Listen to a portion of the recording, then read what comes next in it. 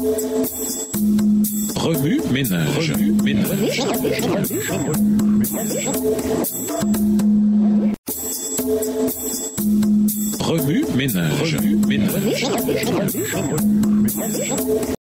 Bienvenue dans votre émission Remue ménage. Nous voilà la leçon de dimanche, intérioriser une vie de service. Si vous n'aviez qu'un seul chapitre pour décrire qui est Jésus, Marc, le chapitre 1 pourrait bien être le choix idéal. L'évangile de Marc, un livre au rythme rapide, souligne le pouvoir de Jésus sur le péché et la dégradation humaine. Le chapitre 1er présente 4 précieuses vérités sur Jésus. Premièrement, Jean-Baptiste présente Jésus en tant que Messie tant attendu. D'emblée, l'évangile de Marc cite Ésaïe 40, le verset 3, lequel présente le précurseur qui préparera le chemin vers le Christ. Les versets 4 à 8 montrent comment Jean-Baptiste accomplit parfaitement cette prophétie lorsqu'il arriva en prêchant un baptême de repentance pour le péché. La messianité de Jésus apparut très clairement lors de son baptême, lorsque le Saint-Esprit descendit sur lui et que le Père déclara du haut des cieux, « Tu es mon Fils bien-aimé, je mets en toi toute ma joie » au verset 11. Jésus a le pouvoir sur Satan et sur tout ce qui nuit aux êtres humains. Il a vaincu les tentations de Satan dans le désert, versets 12 et 13, a rendu la santé à la belle-mère de Pierre et à bien d'autres. Versets 29 à 34,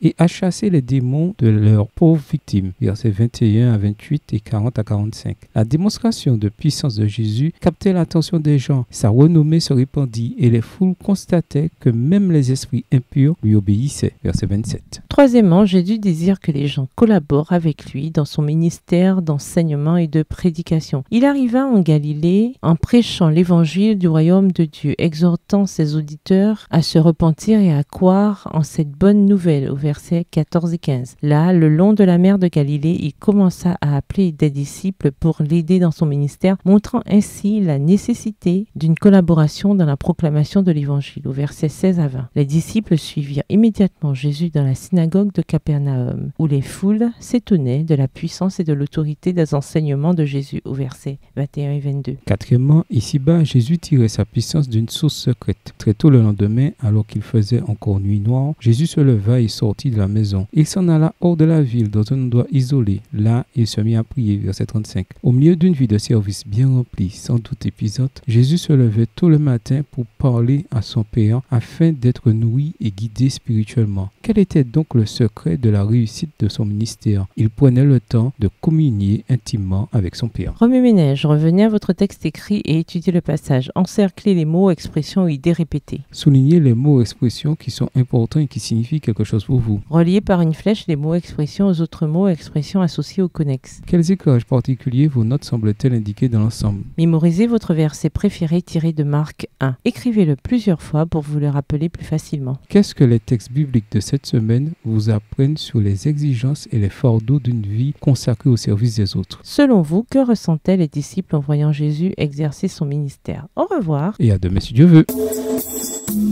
Remue ménage. Remue ménage.